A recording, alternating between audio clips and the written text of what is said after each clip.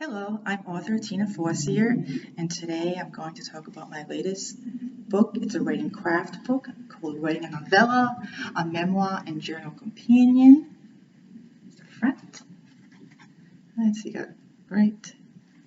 Yep. There's the spine, and here's the back of the book. Okay, first I will read the book blurb on the back. So, what's your goal with writing a novella? How many words do you want it to be? Are you thinking of it as in words at this point or in pages? Do you want to write a book, but writing a full-length novel seems like too much? Have you thought about writing a shorter piece that can be just as exciting and moving as a novel, like say a 25,000 word story, and have a first draft of it completed in as little as 15 days? In this craft book, contemporary fiction writer Tina Forcier will take you through the steps she took when putting together her novellas, and you'll see what goes into creating such a piece. From pre-writing to the last chapter and writing prompts and 2 20-minute writing sprints, how to add humor and pacing of the story, come join in on the fun and creativity in writing a novella. Includes a book club discussion guide. Okay. And that's what I just read. And there's my author picture. I liked it that I had one that has a green jacket. I'm wearing a green jacket because I knew I was going to have a green background for the book, so I figured matches good, very good. And this picture was taken outside of a bookstore, so I thought it was perfect. Books goes all together. Okay, I'll talk a little bit about the creation of this book, as in formatting and stuff like that. First of all, I used cream pages. Cream pages are supposedly a little easier on the eyes. I do like white pages. My first book was a novel and it was in white pages, and I did like it and I still like it, so it's just a matter of preference. But now I've been going with cream pages because I guess I like that too, so that's a good thing. Okay, and the second thing is when I did the headers, I put writing a novella in one corner, in the left corner. In the right corner, I put my name. So each page has that. And I put the page numbers, I center them on each page. I like it centered. I think it looks good like that. Sometimes I've had it where it went from right to left, and it was the left on the left-hand side and the right on the right-hand side. And that looks good too, but this book I decided to go with centering the page numbers.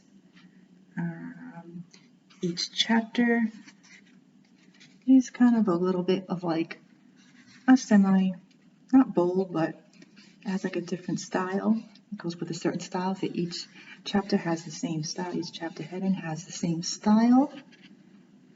And I start out each chapter. I don't indent, which I heard you're not supposed to do, so no indentation. You can do whatever you want, it's your book, but I kind of like the way it does look when it's not indented. And then I bolded. I put the first word for each chapter in bold. I like the way it stands out a little bit. So I think that looks good. And as I do it, the first page, I just have it writing a novella. It's the very first page. And my second, you could say, like title page, I put also a memoir and journal companion. And then I put my name at the bottom. Okay. And then next I have my, let's see, I got my dedication page, my copyright page. And then I like to put, and I did it with my first 2 writing craft books, so I try to keep the same type of a style. That's why I even keep the same style of the book cover for my writing crafts. It's kind of like a series, but not really a series, but it's sort of, you could say it's a series. I call it, so far I've been calling it writing a, and this one's writing a novella. And I like to take a little piece from the book little piece that might be of somewhat importance. And I just put that little paragraph before the actual start of the book. And in this one, I decided to put like a page where you can write this memoir and journal companion belongs to page and your name of your writing project, because this is a journal book where you can write inside it. And I've got my table of contents. I put the page numbers, that's very important. And a paper back, you need the page numbers so you can flip to it. And here's where the first chapter begins. Always begin your chapters on the right hand side of the book. It always starts at the odd numbers, I guess you could say. You can probably do what you want, I guess, but it's kind of known to start on the right hand side on the odd page numbers.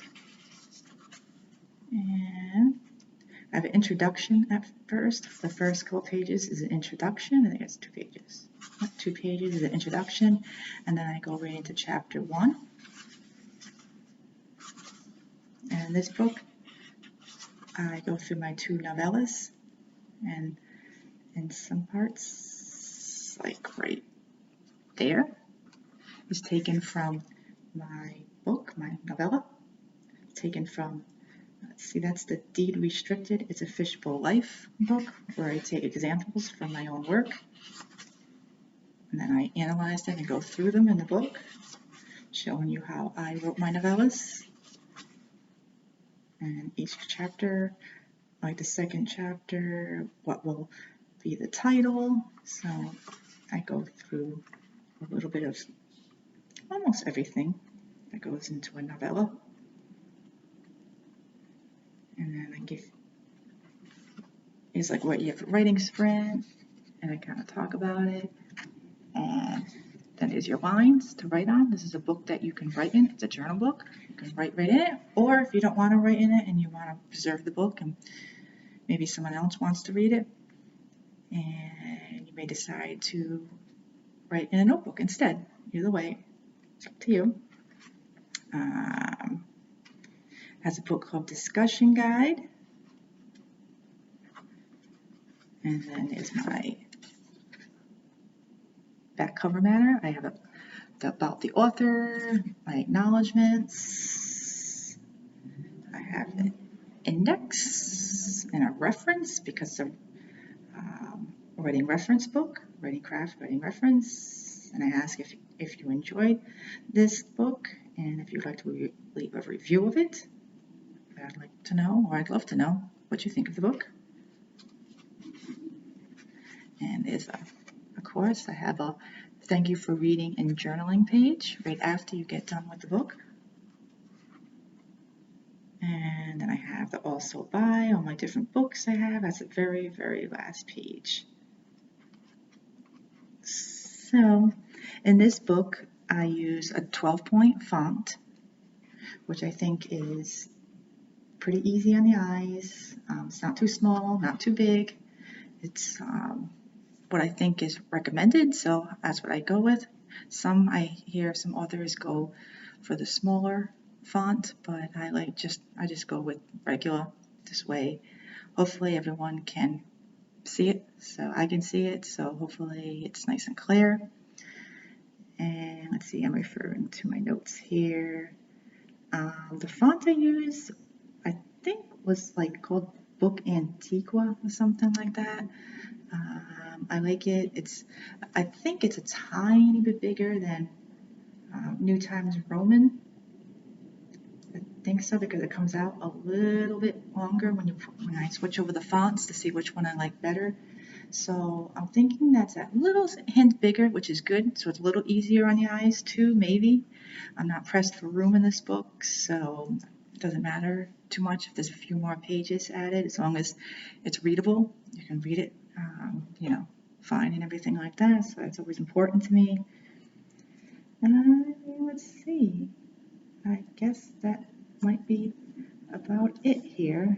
So, and I found it off the internet about the gutters and the margins and all that kind of stuff. And I think works pretty well. It seems like you can read it, you don't have to fold out the book too much, so that's always a good thing. Okay, so there's the front of the book, and there's the back of the book. Okay, and it's available on Amazon in ebook and paperback. So I hope that you enjoy the book. Thank you.